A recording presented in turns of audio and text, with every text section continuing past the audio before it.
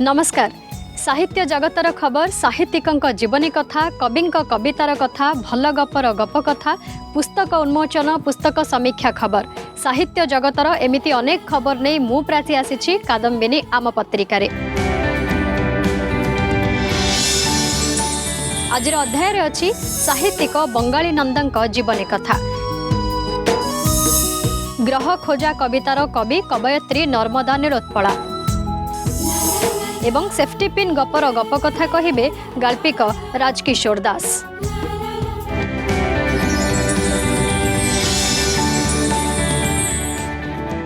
देश स्वाधीनतार स्वाद चाखुवा बेले चालकम्बा ग्राम जन्मग्रहण करती कवि गाल्पिक प्राबंधिक और अनुवादक बंगाली नंद। आज आलापर अतिथि साहित्यिक बंगाली नंद।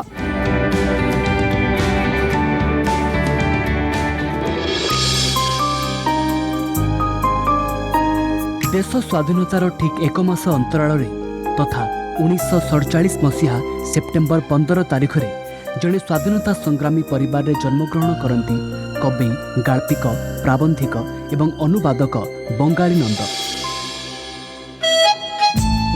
पितांक कोठरवाद एवं मांक नरम स्वभाव मध्य कटिथिला तांको पिलादिन।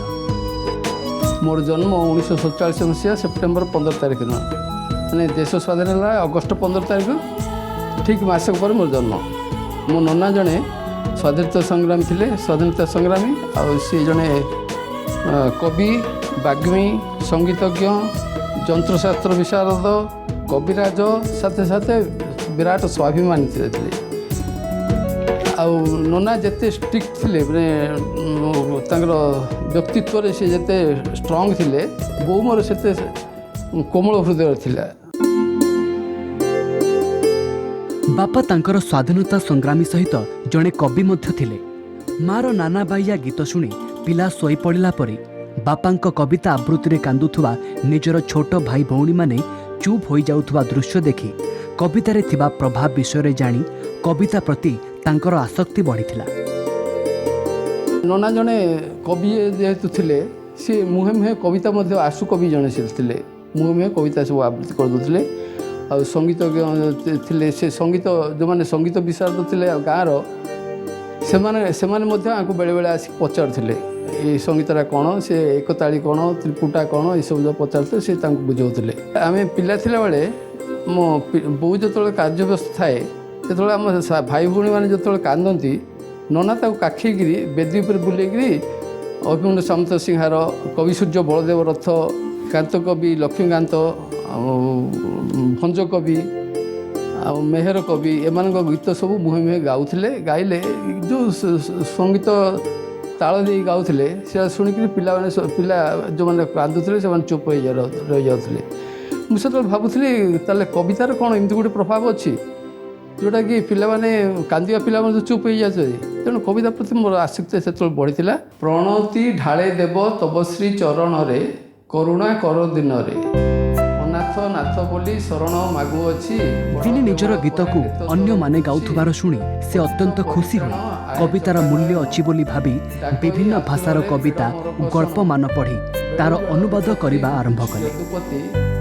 आप गाँटा तेलुगु ओडिया उभय भाषा थिला आम गाँव चालकमाटारे तेलुगु माने सेठे संध्या बेलू बसिकी गीत गाँती मंदिर गोटे फोटो रखिकी मत बोले तू तो ओडिया लिखुचु तेलुगु कहीं लिखुनु गीत तेलुगु लेखा आम ये गाइबू से तेलुगु केत गोटे गीत लिखिली से गीत गुड़ाक से गाइले गाला से बही गोटे करागला से बहीटा से तेलुगु गीत गुड़ाक से बहीटा एत दिन पर थे बो को धरी जाइली गोदावरी पुष्कर को जाइली गाधेला मुझे शुणिली जे से ऊपर गोटे से मैंने गीत गाँच माइक रे गीत गाँच मो गीत गाँच मत आश्चर्य लगे मो गीत कौन ये गाँच से मुझे गली से जा पचारि मत से चिन्ह मोर फोटो भी से नाला मत मुझे पचारे गीत सब कौट आना बोले ओडिशा किए जन लिखिते आम बहीटा पाइल तो आम गाँचु मत गोटे बड़ा खुशी लगे जहाँ लिखिली मो कविता मुझे लिखिली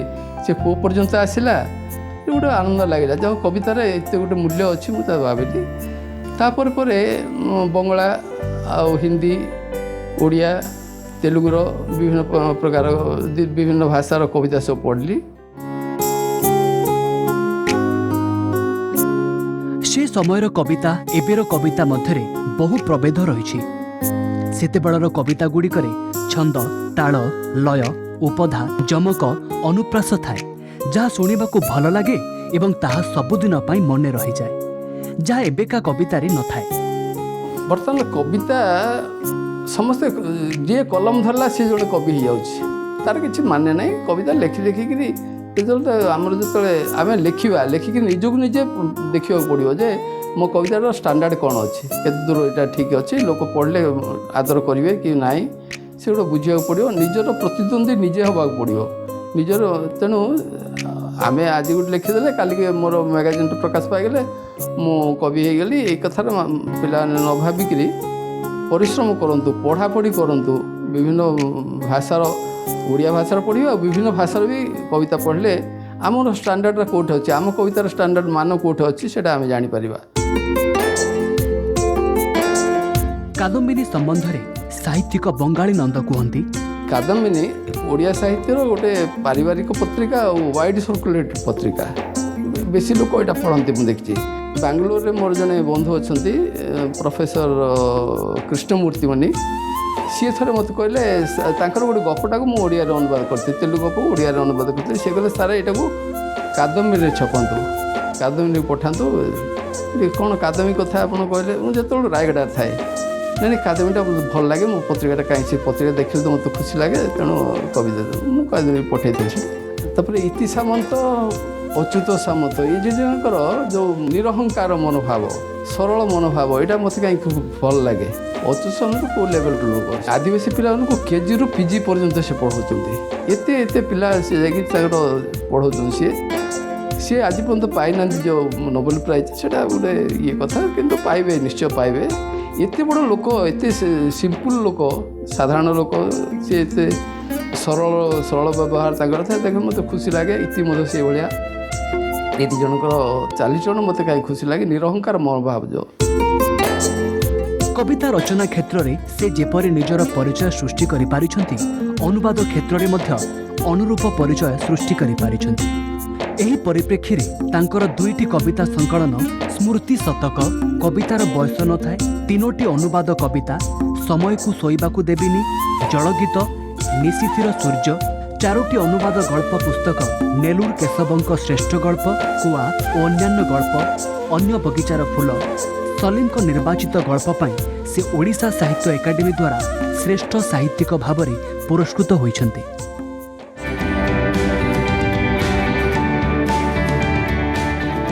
विभिन्न भाषाभाषीर कविता एवं गल्प को ओडिया भाषा रे अनुवाद करी से ओडिया बाणी भंडार को बलिष्ठ करि पारिछन्ति।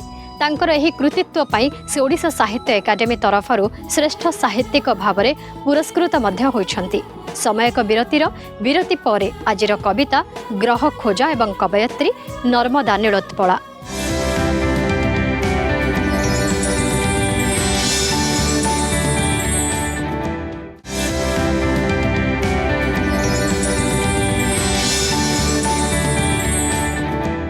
विरति परे स्वागत आजिर कविता ग्रह खोजा एवं कवयत्री नर्मदा नीलोत्पला। कविता ग्रह खोजा नथिला केवल निया नथिला केवल निया एकदा ए ग्रहरे आमर मोह थिला भाव थिला जंगल पानी शस्य और पशुपक्षी इत्यादि इत्यादि थिले आम सांगरे दिने निया आम हाथ और हृदय रे पहुँची गला परे आमे सबू पोड़ीबारे व्यस्त होई पड़िलु।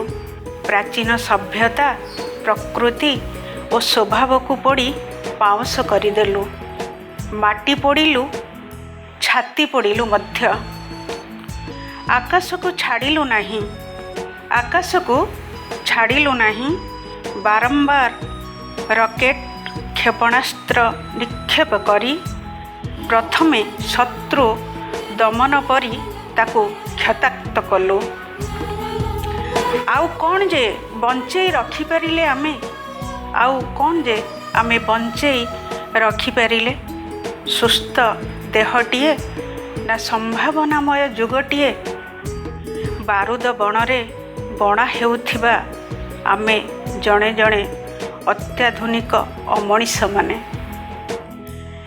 एते दूर को आमे चली आसिलुणी जे एबे एबे सुनार फसल देहरे लगे देइछु निया नदीर आर्तनाद शुभेनी आमको झरणार पीड़ा संगीत सबुदिन पाई अपरिजित हो जाइछि जंगलर चित्कार आबद्ध हो जाइछि अट्टालिकारे टप टप वर्षार पाद चिन्ह टप टप वर्षार पाद चिन्ह कंक्रीट रे समाधि नेइछि जो खाद्य शस्य पानी पवन को विष पिए करुछु आमे शक्तिशाली से माने जणे जणे आमठु भी बलवान आत्मघाती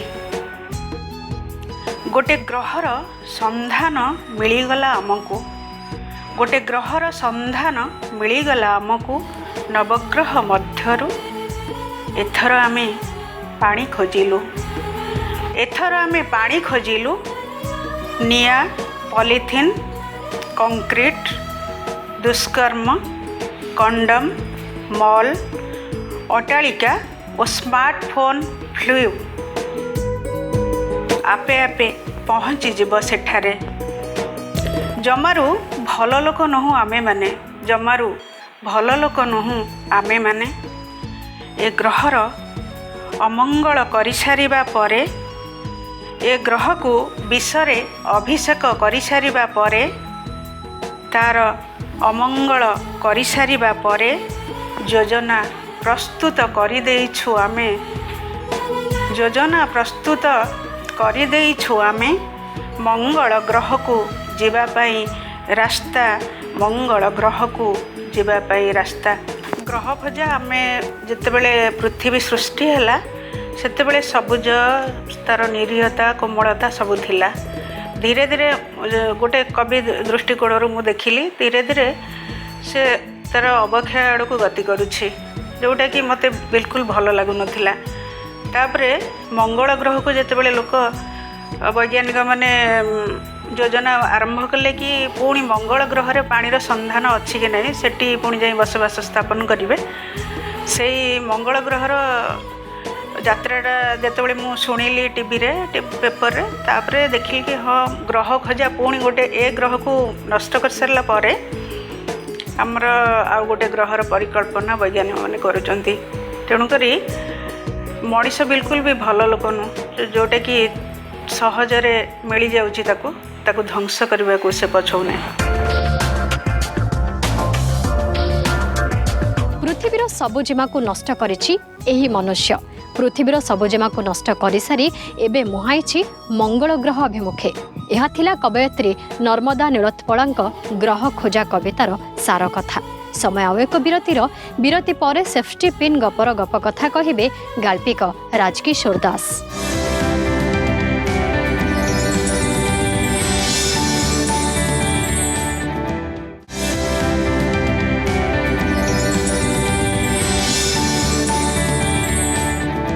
विरति पर स्वागत। सेफ्टी पिन नारी प्रसाधनर एक छोटिया सामग्री अटे किंतु एही सेफ्टी पिन जे नारीर लज्जा निवारण करिपारे ताहा गाल्पिक एही सेफ्टी पिन गल्परे उल्लेख करिसेंती। तेबे आसंतु सुनिबा आजिर भल गपरे गप सेफ्टी पिन। गाल्पिक राजकिशोर दास कहिबे एही गपर गप कथा। गपर शीर्षक सेफ्टी पिन। खूब सोबर लगुला सी आउ टिके भल भाव चाहिए लंबा हाथ उच्चा बेक नाली रंगर सुंदर पंजाबी सांग को धला सालुआ धला रंगर दुपटा जत्न सह मुंडबाला सीधा सीधा पछपट बेक पाखे क्लिप जमीती भद्र संभ्रांत और संजतर प्रतिमूर्ति ता पाखे थिबा पुओटा भी भद्र सहजात लाजकुला बोधे हावड़ा रेलवे स्टेशन रे आम अपेक्षा करूँ शांतिनिकेतन जावाई आजिका तारीख में अधिकांश झील खूब उग्र वेश पोशाक पिंधि था कथा भाषा अत्याधुनिकतार छाप बारी हो पड़े किंतु से दुईंठे ए लक्षण जमी नथिला। मो सांगरे पत्नी थांती एणु यथासाध्य निजको संजत रखा पड़ुए केजाणी कहीं से दुही आड़ को बारंबार आखि चली जाऊला। विश्वभारती पैसेंजर आम बसिलु सका जनशताब्दी हावड़ा आसला बेलू आगे एमती जोड़े बसते किंतु से झीर सौंदर्य जी उग्रता थिला ता वेश पोशाक ताठू अधिका। स्लीवलेस टॉप संग को जीन पैंट पिंधिला, गोरा देह को कला ड्रेस बेस आग्रासिव, मुंडरे हेडफोन लगाई तार पूरा ध्यान थिला मोबाइल उपर। सिनेमा फिनेमा कौन देखुला बोधे ता बॉयफ्रेंड को मझे मझे देखी खूब हसुथांती और देह को देह घसी ही से हस को उभय उपभोग करुथांती। भुवनेश्वर हावड़ा पहुँची 5 ରୁ 6 घंटा, हावड़ारू शांतिनिकेतन भी 3.5-4 घंटा। केते आखि बुझी बसो मझे मझे पत्नी सांगे गपिले भी सामना सीट को आखि चली जाऊए। ये कि दृश्य से सबुर झील तार बॉयफ्रेंडर बा हाथ को धरी निज छाती को लगाई एमिति धरी जे जमी लेसी ही जाइए। पुअर पापुली ता कोल भितर पशिकी अच्छे। पुओटा झरका पाखे बसला और मझिरे बसला से झील ता पाखरे आउ जड़े कही सी तार मुह गाल को बारंबार पुअर ओठ पाखक नेउथला और छुआई दउथला। सी पुओ संकोचरे निज भितर निजको लुचाइबा को चेष्टा करुथला। बेले बेले मुह तार जमिति आरक्त पड़ जाउथाए। सेमितिरे भी से झील खूब साधारण भाव में आमको चाहूला और मुरुकु मुरुकी हसी भी देउथला। आम समय ए बॉयफ्रेंड खेल नथिला। एते खुलम खुला मिसिबा गपिबा छुईबा तो दूरर कथा। मु मो पत्नी को बाहा हेबार 4 वर्ष पूर्व जानी कौन आम भितर भी भल संपर्क थिला। तेबे मु तुमको भल पाए बोली शब्दटी केवे पार्टी कहू नथिला। सब कथार मापचुप मन भितर जेते कथा उंकी मारू ताकू केवल आखि आखिरे ही कहुब। पार्टी खोली कहवा बा छुईबा से जुगरे एते सहज कथा नथिला। आम बेलू समय टिके टिके बदलवा आरंभ होता। एकाठी बसी भद्र भाव गपिबा सांग होई पाख आखरे बुलवा बजार हाट मंदिर जावा चलूला। तेबे बड़ मान को खातिर करी घर ठीक भाव अनुमति नहीं आमे भी सिनेमा देखुलु, गाड़ी मोटर दूर रास्ता जाए जाऊलु, किंतु आम संपर्क को आमे केबे खोला खोली प्रदर्शित करने को देनु। आउ गोटे बड़ कथा है गाँ मानक जो सब परिवार शिक्षित खानदानी थिले सेमानक घर पिला माने सुजोग मिले भी इच्छा थिले भी बापा माँ घरर वंशर इज्जत महत्व को यथासाध्य जगुले। इज्जत महत शब्दर अर्थ एवं बदलीगला। से मरहटी प्रथा आउ नाही बोली आजिकल कहते। ए जाए पत्नी कान इयरफोन दे शुणुले। से गीत शुणा भल पाती। अक्षय महांती का से बड़ फैन। किछ समय आखि बुझी शोवाई चेष्टा करी तांको मोबाइल और इयरफोन मते देदेले। मु शुणला बेलू अक्षय महांती को गीत बाजुला। मोर सबत मशाणी भूई रे शोईथिला, तोते किए मो समाधि ठिकणा देला, जीथिला बेले काटिछि मु केते राति चेई, तोरी पाई मरिला परे भी देउनु सुआई। ये गीत शुणु शुणु मु हठात 50 वर्ष पछकु फेरीगली। मो आखि आगरे दृश्यमान हो उठिला परिनानीर शव। अथच मु केबे देखिनी से दृश्य। बो मामू माउसी ठारू ही शुणी सोरडा घाई रे भासुला गोरा तक तक 16 कुमार शव। अनंत मिश्र पुओ सुखदेव, डाक्तर सुखदेव मिश्र, गाँ को जड़े मात्र उच्च शिक्षित, बापा और बड़ भाई पेटी कंट्राक्टर। पिला बेलू सुखदेवर पाठ पढ़ारे मन, मु डाक्तर हेबी। बापा भाई 4 पैसा अर्जुले। एणे सुखदेव जड़े भल छात्र, सबुबले क्लास रे फास्ट। गाँव सोरडा, सोरडारू भंजनगर, तापर ब्रह्मपुर मेडिकल कॉलेज। पाठ सरू न शुणु कटक बड़ मेडिकल रे चाकरी। सी आउ गाँ झील को बाहा को मन कर। सुखदेव चाकरी कला परठू ताकू सबुबले कहला, कटक राति नाहिलो परी परी आश्चर्य होई पचार राति भी खरा। सुखदेव ता गाल को चिपी दे कहे, हे ओलीटा सेठी भी राति जह्न हुए किंतु सहर सारा बिजुली बतर आलुओ। पुणी कहे, तू सेठी चली पारुन परी, एठी भल टोकाटे देखी क्या बाहा पड़। परी कहे, तमें कौन कौ कटकी झील पछरे पड़ल कि? ये शुण ମୁଁ ବୁଦ୍ଧି ଜାଣିଲା ଦିନଠୁ ତମର ହେଇଯାଇଛି ଏ ଦେହ ମନ ସବୁ ତମର। ଏ ମନ ଆଉ କାହାରି ହେବନି, ଏ ଦେହ ଆଉ କାହାକୁ ଛୁଆଇଁ ଦେବେନି, ତମେ ନାହିଁ ତ କେହି ନାହିଁ। ସେଦିନ ଅଧରାତି ବେଳକୁ ପରିନାନୀ ଘରୁ ବାହାରିଥିବ। ଘର ତାଙ୍କର ଶୋକଦେବ ଘର ସାମ୍ନା ସାହିରେ। ଆଗରୁ କେବେ ପରିନାନୀ ତା ପାଖକୁ ରାତି ଅଧରେ ଆସିନଥିଲା, କିନ୍ତୁ ଆଜି ନେଡ଼ିଗୁଡ଼ କହୁଣୀକୁ ପହଞ୍ଚିଯାଇଛି। ସେ ଶୁଣିଲା ଶୁକଦେବ ସତରେ ଗୋଟେ କଟିକିଆଣି ଝିଅକୁ ଆସନ୍ତା ମାସରେ ବାହା ହେବ। ସିଏ ବି ଡାକ୍ତରାଣୀ, ଏଣୁ ତ ଶୁକଦେବ ଜିତ୍ ତାକୁ ହିଁ ବାହା ହେବ। ସେଦିନ ରାତିରେ ତାଙ୍କ ଭିତରେ କ'ଣ ଘଟିଲା କ'ଣ ହେଲା କେହି ଜାଣିନାହାନ୍ତି, କିନ୍ତୁ ଭୋରୁ ଭୋରୁ ଗାଡ଼ି ଧରି ଶୁକଦେବ ଫେରିଯାଇଛି କଟକ। ପରିନାନୀର ସହ ଭାସୁଛି ଦିନ 10ଟା ଯାଏ ସେଇ ସୋରଡ଼ା ଘାଇରେ। ଗାଁ ଲୋକ ତ ନାନା କଥା କହୁଛନ୍ତି। ଖଳ ଲୋକେ କହୁଛନ୍ତି ସେଦିନ ଶୁକଦେବ ପରୀକୁ ଛୁଇଁ ଦେଇ କ'ଣ କରିଥିବ। ଆଉ କେହି କହୁଛନ୍ତି ପରୀ ସେମିତି ଝିଅ ନୁହଁ, ଜୀବନ ଦେଇଦେବ ପଛେ କୌଣସି ଅସତ୍ୟ କଥା କରିବ ନାହିଁ କି ଅସତ୍ୟ ମାର୍ଗରେ ଯିବ ନାହିଁ। ଏଣୁ ତ ଜୀବନ ଦେଇଦେଲା ପଛେ ଦ୍ୱିତୀୟ କାହା କଥା ଭାବିଲା ନାହିଁ। ସତରେ ସେ ଯୁଗ ଏ ଯୁଗ କଥା ଭାବିଲେ ଆକାଶ ପାତଳ ପ୍ରଭେଦ ଲାଗୁଛି। ଏଇଥିପାଇଁ ଯେ ଆଜିକାଲି ବଜାର ଘାଟ ରେଳ ବସ୍ ଯେକୌଣସି ଜନଗହଳି ଜାଗାରେ ଝିଅଟେ ପୁଅକୁ ପୁଅଟେ ଝିଅକୁ ଛୁଇଁ ଦେବା ପାଇଁ ଯେତେ ବ୍ୟଗ୍ର ଦେଖିଲେ ଆଶ୍ଚର୍ଯ୍ୟ ଲାଗୁଛି। ସେଦିନ ପରିନାନୀ ଘାଇ ପାଣିକୁ ଡେଇଁ ପଡ଼ିବା ଆଗରୁ ସେ ପିନ୍ଧିଥିବା ଲୁଗାର 32ଟା ଜାଗାରେ 32ଟା ସେଫ୍ଟି ପିନ୍ ଲଗାଇଥିଲା, ଯେମିତିକି ତା ଦେହରୁ ଟିକିଏ ବି ଲୁଗା ନ ଖସୁ, କେହି ବି ତା ଦେହର ଇଞ୍ଚେ ବି ଅଂଶ ନ ଦେଖନ୍ତୁ। ଏମିତି ହିଁ ତାକୁ ମଶାଣି ଭୂଇଁରେ ପୋଡ଼ି ଦିଅନ୍ତୁ। ଏ ଥିଲା 50 ବର୍ଷ ତଳର ନିପଟ ମଫସଲର ଅଶିକ୍ଷିତା ଅବିବାହିତା ଗୋଟେ ଝିଅର ମାନସିକତା। ଗାଡ଼ି ଆମର ଶାନ୍ତିନିକେତନ ପାଖେଇ ଆସୁଥିଲା। ସାମ୍ନାରେ ବସିଥିବା ସେ ସୋବର ଝିଅଟି ତା ବୟଫ୍ରେଣ୍ଡ ସହ ଓହ୍ଲାଇବା ପାଇଁ ତିଆରି ହୋଇ ଆମକୁ ହିନ୍ଦୀରେ କହିଲା, ଗାଡ଼ି ସେଠି 2 ମିନିଟ୍ ରହିବ, ଆସନ୍ତୁ ଗେଟ୍ ପାଖକୁ ଯିବା। ମୋର ପତ୍ନୀଙ୍କ କଥାର ଉତ୍ତର ଦେଇ କହୁଥିଲା ଯେ ସେ ଦୁହେଁ ଉଭୟ ଶାନ୍ତିନିକେତନ ଛାତ୍ରଛାତ୍ରୀ ଓ ସାଙ୍ଗ ମଧ୍ୟ। ଷ୍ଟେସନରୁ ଓହ୍ଲାଇଲା ବେଳକୁ ପ୍ଲାଟଫର୍ମରେ ଖୁବ୍ ମଧୁର ସ୍ୱରରେ ବାଜୁଥିଲା ରବୀନ୍ଦ୍ର ସଙ୍ଗୀତ। ପ୍ରେମ କେତେ ଶାଶ୍ୱତ ହୋଇପାରେ ତାହା ଏହି ଗଳ୍ପ ମାଧ୍ୟମରୁ ଜଣାପଡ଼ିଛି।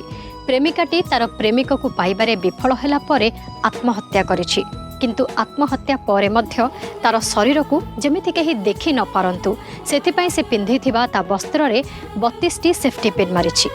ଏଠାରେ ଗାଳ୍ପିକ ସେଫ୍ଟି ପିନ୍କୁ ପ୍ରେମିକାର ଲଜ୍ଜା ନିବାରଣ ପାଇଁ ଉଦ୍ଦିଷ୍ଟ କରିଛନ୍ତି। ଗାଳ୍ପିକଙ୍କର ଏହି ଗଳ୍ପଟି ଏକ ହୃଦୟସ୍ପର୍ଶୀ ଗଳ୍ପ ଅଟେ। ଆଜି ତ ସମୟ ହୋଇଗଲାଣି, କାର୍ଯ୍ୟକ୍ରମକୁ ଏଇଠି ରଖୁଛୁ। ସାହିତ୍ୟ ଜଗତର ଆହୁରି ଅନେକ ଖବର ନେଇ ମୁଁ ପ୍ରାଚୀ ପୁଣି ଆସିବି ଆସନ୍ତା ଅଧ୍ୟାୟରେ। ଆମକୁ ଯୋଗାଯୋଗ କରିବାର ଠିକଣାଟି ହେଲା कादम्बिनी आम पत्रिका कादम्बिनी भिला 421/2358 पद्मावती विहार शैलेश्री विहार भुवनेश्वर 21। आम इमेल ठिकना kadambini.odia@gmail.com। आज तो समय हो जाए, मते विदाय दिंतु। नमस्कार।